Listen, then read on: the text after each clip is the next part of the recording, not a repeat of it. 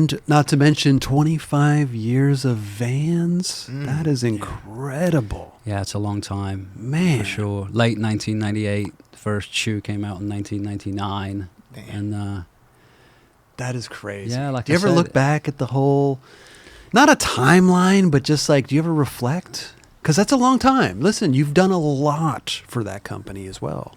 I'm stoked. I mean, it's hard to have a relationship for any one or entity for 25 straight years. So, you know, I'm thankful for that effort, you know, and that mutual kind of journey.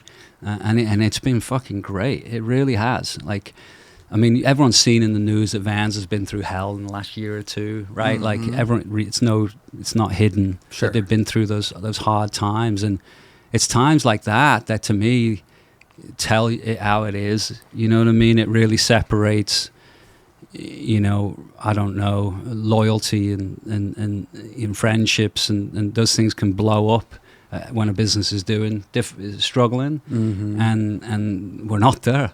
We're not there, if you know what I'm saying. Like, so I'm thankful for that. Like, we got a great team, great fucking product, and the fact that I've been there for 25 years, and I can say this just honestly from the bottom of my heart, they've treated me really, really well.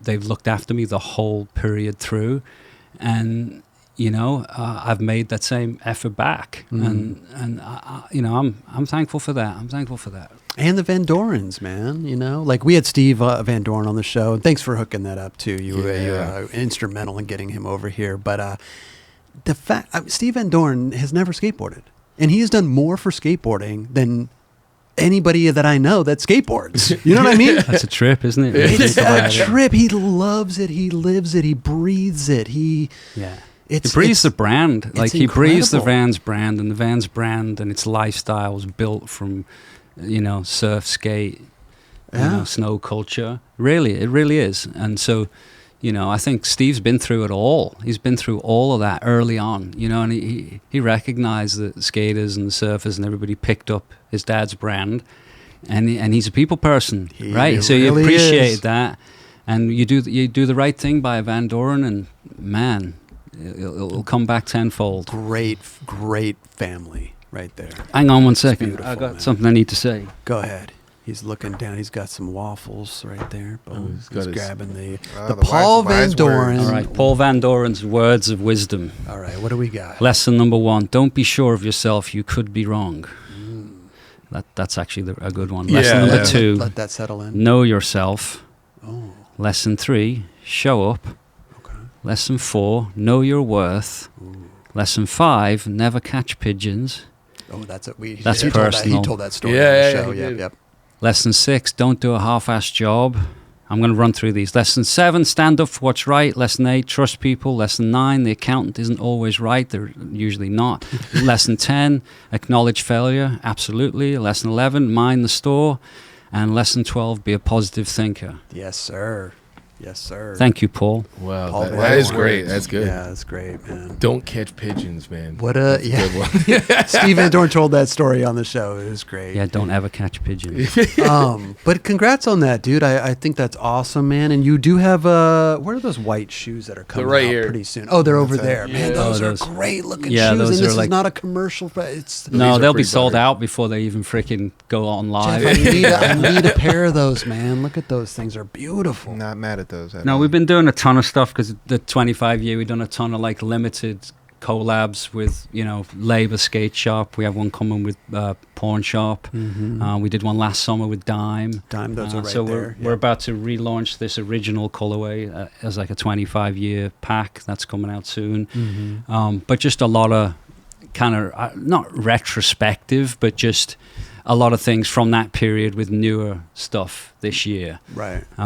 But yeah, I don't know. Like I said, it's crazy to be doing this. You know, 12, 13-year-old kid, you start skating. It's what you love doing, and little hobby. You know, so I'm humbled by it all. Yeah, I really am. You know, we just had Don Brown on the show, and he had said too when they were doing S and U50'd the hubba in those shoes, the Eras, was it the black canvas made in USA Eras? He said that he knew at that moment that S work to do or something like No, that. To well, that point was like It's almost like the skateboarding is going to change. The footwear is going to change right, at that point. Right. Yeah, Like it was he tech knew, shoes. It was more like that shoe you have to your right over there. It's more shoes look more like that, and then they started to go like this. yes. And And- so he knew S Yeah. had a strut like a long road ahead. And right? the work cut out for Yeah. them. Yeah. Did you know that this was not that you knew that was Don Brown's thinking, but you were starting a new trend. I wanted to see skateboarding up on billboards. I wanted to see skateboarding on MTV commercials shown the way that we watched it in skate videos. I wanted the bigger mainstream audience, the mainstream. Apparently there isn't a mainstream anymore. Bullshit. Okay. The mainstream, the bigger mainstream, you just want to expose them to skating. And that's what I thought with Vans. That was the opportunity with that side of it. It's like, shit, like we can go and do these gnarly tricks and then more people can see them, but not people that we don't want to see skating. Everyone just gets to look at it. I think the stuff that Vans was doing then was very visible because it had a little bit more of a machine behind it, and that machine was quiet. You know, so when we got it back on track, you know, late 1999, early thousands, and that. I think that was the main thing that I saw. You know, I talked to Don. I seen Don around everywhere, and I think it was a shift. Yeah, I think people were skating different, and me personally, I couldn't get what I needed out of the shoes that were there. And once I got on Vans and got Vans shoes going, I could not even think of wearing another shoe and skating the things that I was skating. Couldn't even think about it. Well, because not long after the era, that's when your other shoe came out. That shoe, Yeah, right? the white one. That Yeah. that was the first shoe, and then this is the second shoe. So that would have came out late 1999, early 2000s, and this would have came out 2000, 2001. But you're going backwards now. You're going with back to the puffies. Well, yeah.